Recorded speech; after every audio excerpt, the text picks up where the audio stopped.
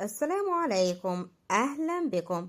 القنوات الناقلة لمباراة الأهلي وباتشوكا المكسيكي الودية اليوم، وموعد المباراة بتوقيت القاهرة. في البداية ما تنسوش تعملوا لايك للفيديو واشتراك في القناة ليصلكم كل جديد. يخوض الفريق الأول بالنادي الأهلي مباراة ودية أمام باتشوكا المكسيكي، وذلك استعدادا لمنافسات بطولة كأس العالم للأندية. ويبدأ اللقاء عند منتصف الليل في تمام الساعة 12 صباحا بتوقيت القاهرة والمملكة العربية السعودية، والساعة 5 مساء بتوقيت الساحل الشرقي لأمريكا. وتعد هذه المباراة فرصة مثيرة للاستعداد لمشاركة الأهلي في بطولة كأس العالم للأندية. وأعلنت الشركة المتحدة للرياضة عن فتح باب حجز التذاكر للمباراة القمة الودية التي تجمع بين النادي الأهلي ونادي باتشوكا المكسيكي الودية اليوم الأحد.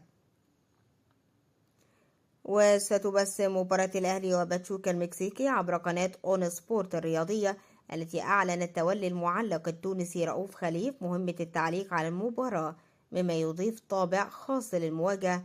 وتتميز القناة بجودة تغطيها لهذه المباريات الدولية الودية، حيث تقدم التغطية الكاملة للجمهور وتوفر أبرز التحليلات الفنية مع نخبة من الرياضيين.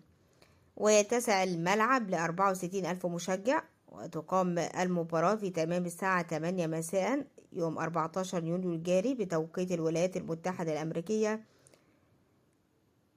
والرابع فجرا 15 يونيو. مواعيد مباريات الأهلي في كأس العالم للأندية: الأهلي ضد إنتر ميامي الساعة 4 فجرا يوم 15 يونيو بتوقيت القاهرة.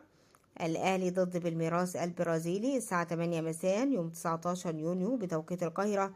الأهلي ضد برودو الساعة 5 فجرا يوم 24 يونيو بتوقيت القاهرة.